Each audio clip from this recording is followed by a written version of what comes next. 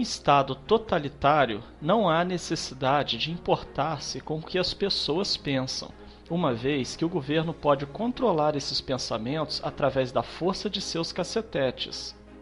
Mas em um estado democrático, onde não se pode controlar as pessoas pela força, há que se controlar o que as pessoas pensam, e para isso, utiliza-se de técnicas de manipulação de massa. Adiante, citaremos as 10 técnicas de manipulação listadas por Noam Chomsky, um linguista, filósofo, cientista cognitivo, comentarista e ativista político norte-americano, referenciado em âmbito acadêmico como o pai da linguística moderna. Também é uma das mais renomadas figuras no campo da filosofia analítica. Número 1. A estratégia da distração. O elemento primordial do controle social é a estratégia da distração, que consiste em desviar a atenção do público dos problemas importantes e das mudanças decididas pelas elites políticas e econômicas, mediante a técnica do dilúvio ou inundação de contínuas distrações e de informações insignificantes. A estratégia da distração é igualmente indispensável para impedir ao público de interessar-se pelos conhecimentos essenciais na área de ciência, da economia, da psicologia, da neurobiologia e da cibernética. Consiste em manter a atenção do público distraída, longe dos verdadeiros problemas sociais, cativada por temas sem importância real. Manter o público muito ocupado, sem nenhum tempo para pensar nas coisas que realmente têm importância. Estratégia de número 2. Criar problemas, depois oferecer soluções. Este método também é chamado de problema-reação-solução. Cria-se um problema, uma situação prevista para causar certa reação no público, a fim de que este seja o mandante das medidas que se deseja fazer aceitar.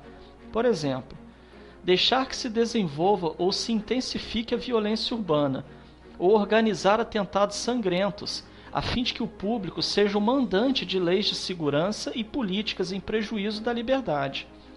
Ou também, criar uma crise econômica para fazer aceitar como um mal necessário o retrocesso dos direitos sociais e o desmantelamento dos serviços públicos.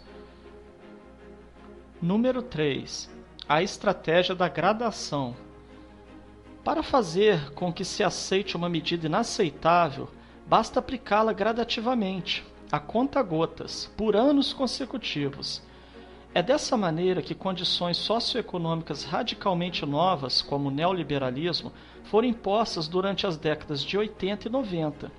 Estado mínimo, privatizações, precariedade, flexibilidade, desemprego em massa, salários que já não asseguram uma vida decente, tantas mudanças que haveriam provocado uma revolução se tivessem sido aplicadas de uma só vez.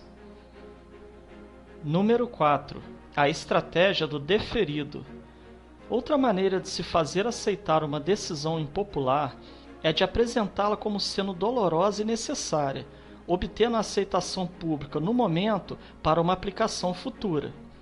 É mais fácil aceitar um sacrifício futuro do que um sacrifício imediato. Primeiro, porque o esforço não é empregado imediatamente. Em seguida, porque o público, a massa, tem sempre a tendência a esperar ingenuamente que tudo irá melhorar amanhã e que o sacrifício exigido poderá ser evitado.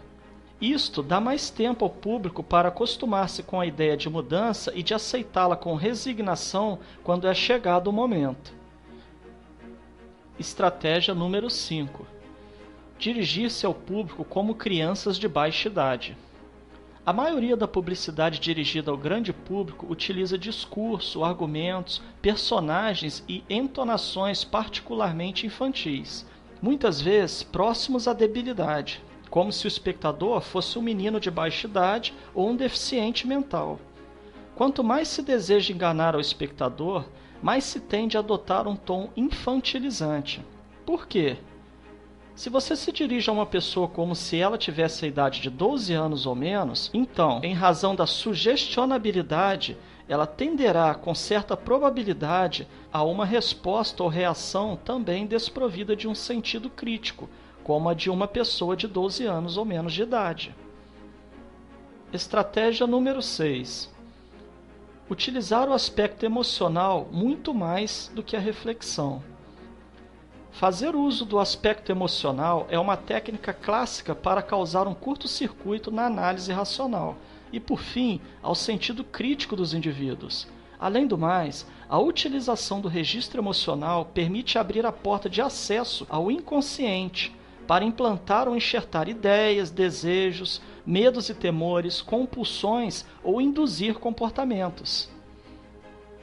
Estratégia de número 7. Manter o público na ignorância e na mediocridade. Consiste em fazer com que o público seja incapaz de compreender as tecnologias e os métodos utilizados para seu controle e sua escravidão. A qualidade da educação dada às classes sociais inferiores deve ser a mais pobre e medíocre possível, de forma que a distância da ignorância que paira entre as classes sociais inferiores e as classes sociais superiores seja e permaneça impossível para o alcance das classes inferiores. Estratégia de número 8. Estimular o público a ser complacente na mediocridade. Consiste em promover o público a achar que é moda o fato de ser estúpido, vulgar e inculto. Estratégia de número 9. Reforçar a revolta pela autoculpabilidade. Fazer o indivíduo acreditar que é somente ele o culpado pela sua própria desgraça, por causa da insuficiência de sua inteligência, de sua capacidade ou de seus esforços. Assim, ao invés de rebelar-se contra o sistema econômico, o indivíduo se autodesvalida e culpa-se, o que gera um estado depressivo do qual um dos seus efeitos é a inibição de sua ação. E sem ação não há revolução. Estratégia de número 10. Conhecer melhor os indivíduos do que eles mesmos se conhecem. No transcorrer dos últimos 50 anos, os avanços acelerados da ciência têm gerado crescente brecha entre os conhecimentos do público e aqueles possuídos e utilizados pelas elites dominantes. Graças à biologia, à neurobiologia e à psicologia aplicada, o sistema tem desfrutado de um conhecimento avançado do ser humano, tanto de forma física como psicologicamente. O sistema tem conseguido conhecer melhor o indivíduo comum do que ele mesmo conhece a si próprio. Isto significa que, na maioria dos casos, o sistema exerce um controle maior e um grande poder sobre os indivíduos do que os indivíduos a si mesmos. Observando essas 10 estratégias citadas por Noam Chomsky, certamente poderemos fazer relações com o que vivemos atualmente, principalmente no campo político. Portanto, é dever de cada um analisar cada fato e notícia a partir de seu próprio ponto de vista, reunindo a maior quantidade de informações possível. Somente assim conseguiremos anular os efeitos manipuladores que estão embutidos nas propagandas, notícias e acontecimentos.